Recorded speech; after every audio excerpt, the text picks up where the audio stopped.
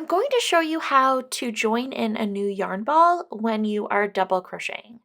So let's say we just ran out of yarn and we're ready to join in our new ball. Making sure you have a nice long tail. If you need to rip out your last stitch,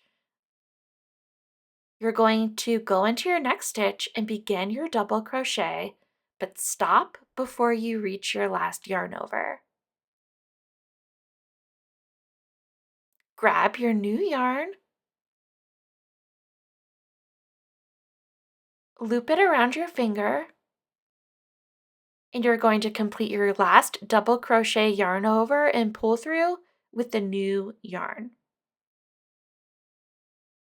That's all you do. And for the next stitch, I like to crochet over those two tails. So we're going to make our next double crochet into the next stitch, but we're going to crochet over those two tails.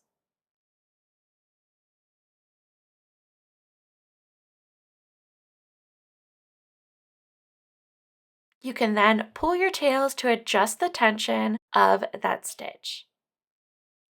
And then hold your tails to either the front or the back of the work, depending on what you're facing. Let's say the front is facing me. I'm going to hold my tails to the back and I'm going to hold them out of the way, and I'm going to continue double crocheting as usual. Now let's say we've run out of yarn and we're at the end of our row. So we know we want to start our new row with the new ball of yarn. What we're going to do is we're going to pull out the last stitch of our row. And then we're going to begin that last double crochet stitch, but we're not going to finish it. So we're going to complete up until our last yarn over and stop. So we're going to stop before that last yarn over. We're going to grab our new yarn, loop it around your finger, and use that loop and place it on your hook and complete your double crochet with the new yarn. You're now ready to turn your work and begin crocheting as normal. So I'm going to start my row with a chain 2. And for the first stitch after I join in a new ball of yarn, again, I like to crochet over those tails.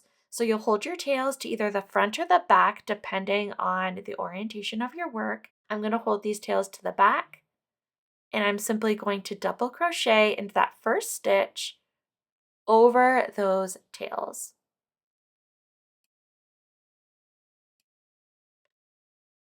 I then like to pull on the tails to adjust the tension of the stitch, and then hold them out of the way and continue double crocheting as normal.